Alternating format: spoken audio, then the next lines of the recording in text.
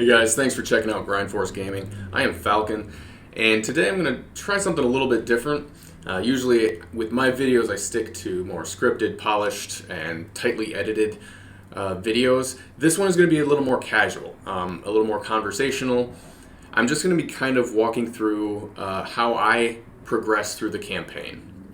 I will hopefully be able to clear some levels using a few different team comps and kind of walk you through the process that I take here, which fighters I use, which moves I use, and in which order, and when I'm using auto versus manual. So without further ado, I'll just jump right into it. I just completed 25-15. That's what I was sitting at for, I don't know, 12 or 16 hours or something, a little less than a day. So I'm hopeful that now I'll be able to push through. I haven't done any recent leveling or anything, but all the same, having just beaten that level, I'm going to give 25-16 a try. So right out the gate, I wanted to show you guys this. This is my new favorite fighting comp. This is focused around Fashion Blanca and ends with Dulcine. So I've been calling this fighter lineup the Sea of Fire in the way that I use these combo moves.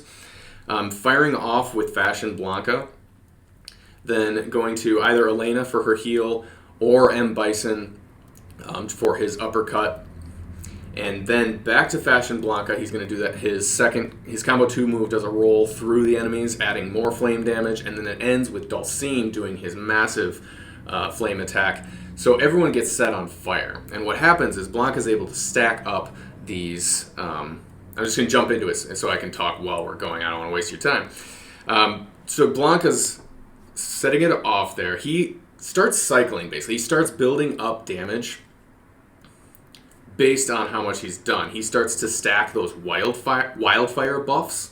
As you can see, it grows in effectiveness as the fight goes on. I'm not going to win this one, it looks like. But at first, that combo string doesn't look like it does all that much damage. But by the time we get to the second one, first of all, they're still being burned by the first one. And now you introduce the next one, they're all that much more burn and wildfire stacks on Blanca, Fashion Blanca. Allow this to kind of snowball pretty quickly. And I've been using it to just melt some specific teams. Right now, I am just running it on auto. This is usually how I'll start a level, just kind of get a feel for what the enemy is doing, how close I am to beating it without very much input from me. I am manually triggering the combo sooner with screen presses, I guess. I am going to get this one.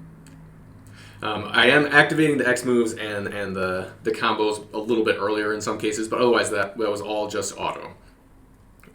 So great, that's good. I'm glad we got to get through a level. This would have been a pretty boring video if I didn't get anywhere.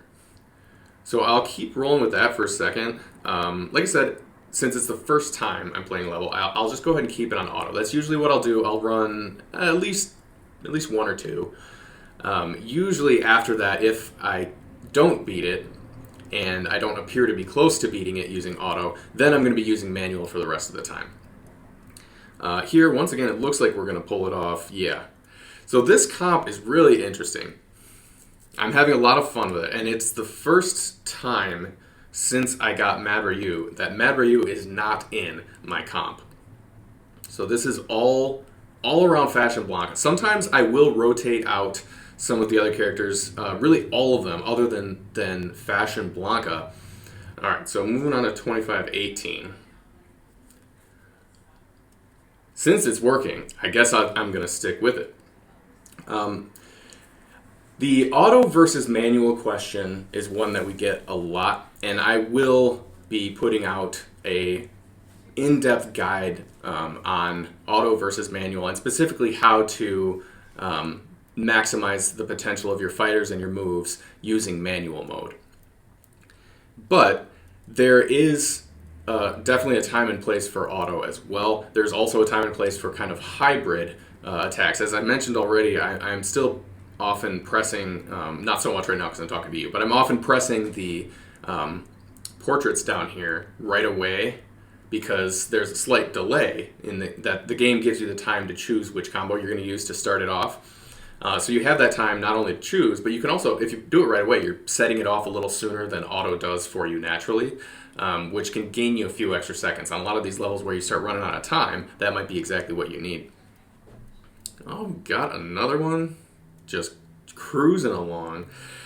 So yeah, lately this one has been my best comp, and then I will switch to the Mad Ryu and Beast Zangief interrupt one that I've been using most consistently. That ever since I discovered that strategy for 1040, that has been my dominant lineup by far. Using that interrupt to cancel count. This one is actually it's quite refreshing to have a lineup that's so much less dependent on the interrupts, because by and large this one takes care of itself. I'm not needing to time it out to the enemy's combos. I'm not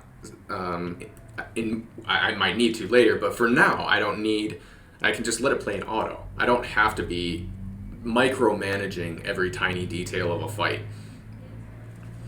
So that's been kind of, I want to say relaxing. Like I just sit here and kind of enjoy watching Fashion Blanca and Dulcine just incinerate my foes. It's fantastic, and as you can see, very effective as well. I did just lose that one though. That was only my first try on that level, however, so I'm going to run it through auto again. There were, I think, still 3, maybe. Oh man, they got Abel N and Bison and Cammy. This is going to be a tough one. I wonder, this might actually be one that Nova and Datscat mentioned to me. I think this might be the one that they were stuck on for a long time. 2520. I'm going to have to talk to them. I think this is it, though. Because I remember them talking about M. Bison being in the second slot, that Cammy being a huge problem. So I think this is it. So we're going to see how this Wildfire strategy goes here. That Bison's going to be a problem. Oh, and a Beast Zangief. Yeah, this is definitely the one they were talking about. As you can see, I did a lot of damage there, though. I think this could still be within my reach using this comp. But at this point, now I'm going to switch to manual. We'll bump it up there, and of course, I am going to switch it down to 1x speed. This is going to be hard enough for me to try and talk while I do this. Setting it off naturally. I'm doing it slightly before their combo comes up. This will not interrupt. I'm just trying to time out who is up front when my combos go off, primarily. Man, Dulcine got... Oh, man. This might not be actually the best example, because I think this level might be all about speed and being able to get these combos off quick enough, and so that you can control the battle. Because everything here is happening really, really quickly. So let me try this first. We're going to switch over to my interrupt comp. This was the one that you've likely seen me use before on my 1040 and 1240 videos. I don't need to set these, but for the sake of showing you what I'm doing, this is my standard setup. Mad Ryu, Elena for the heal, Beast Zangief, Swell, Beast Spin, and finishing with Mad Ryu's uppercut. That and this lineup right here has been what has carried me through 1040 to mostly now, almost now. It's only recently I've started working in that Fashion Blanca, so I guess around the beginning of chapter 25 is when I finally transitioned away from this comp as my primary. Anyway, as you can see, it still comes in, and I expect to continue using it often. Oh man, they're so fast. Couldn't even tell when they're... I might have gotten the interrupt, but I wasn't sure when they started the combo. I just saw their combo gauge fill up, and I fired it off. Oh yeah, it was Camby. I did get the interrupt on Camby's little forward front move. Oh, boom, there goes Abel. This might be exactly what I need to beat this level, actually. Again, we're waiting. We're paying attention to where the enemy's combo gauge is, so that when it goes off there, they start their combo. Now I can interrupt with Beast Zangief Spin. It looks like I did not get the interrupt. It's never a guarantee. Ooh, there goes Beast Zangief. So we're going to be close on this one. It's going to be a problem because of M. Bison up there, and then Cammy is... Oh, she's brutal. Alright, so I'm not going to get it there. But that was what allowed me to get Abel down really quickly. So then it's a matter of deciding what looks like it's working and what isn't. That to me seems like it has a little bit more promise because of how quickly I was able to eliminate Abel from the fight. Okay, I did get the interrupt. They set their combo off so quickly though. Yeah, they're going to get B-Sangy. If one of my characters goes down in the first 10 seconds, the first combo string, it's usually a safe bet to go ahead and restart the level. You don't need to wait for RNG. You'll have better circumstances. Got the interrupt, going up with Madryu's uppercut. Everyone is still alive. Oh, they didn't interrupt the combo. So what happens with the interrupt, this can be very confusing, especially if you're first learning what this mechanic is about. But what you're primarily looking for is to see that interrupt text pop up on screen. That's the indicator that you've gotten an interrupt. But it does not, as you can see, their combo is still going. So what happened? Well, what happens is that you, if timed correctly, can cancel the entirety of the combo. But other times, you can just cancel a single move. So what I'm trying to do here is figure out which fighter I should be trying to interrupt. Because depending on which moves are being activated, it can be harder or easier to successfully interrupt the entire combo versus just canceling one fighter's move in that combo. So I'm going to let this play in audio. Let this play in auto so I can talk to you a little more freely.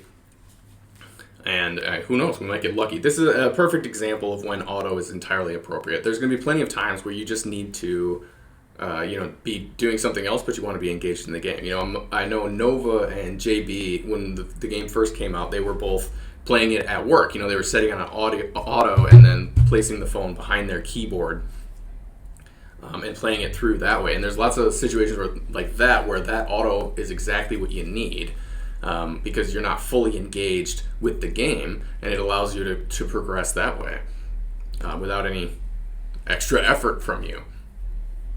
And there's certainly nothing wrong with just letting it play out on auto over and over for a while. Eventually, you are going to get that RNG to work in your favor, and you are going to beat the level. You just will. That's the fact of the matter. As you're constantly leveling up your heroes, you will beat any level that you're stuck on. Soon, in fact. In every situation, you're going to beat that level relatively soon. Alright, thanks for watching, you guys. Sorry for the weird edit here. I got pulled away while I was making this video, and I never got the chance to come back and finish it up. But I decided that in regards to length and everything, it's a good place to stop. So I'm going to go ahead and post it as is. Just to give you an update, I did beat that level 2520, and it was using that Fashion Blanca comp that I showed you. I'm now at 26.8, and I've been using mostly that one, sometimes that B-Zangief Madryu interrupt composition that I showed you as well. That'll serve as kind of a tester video. That's kind of what I'm thinking going forward with these battle strategy videos.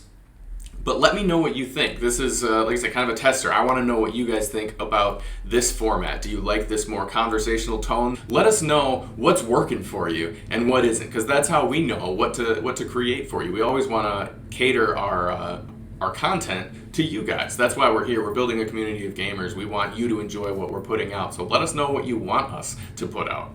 That said, thanks so much for watching. I'll see you next time.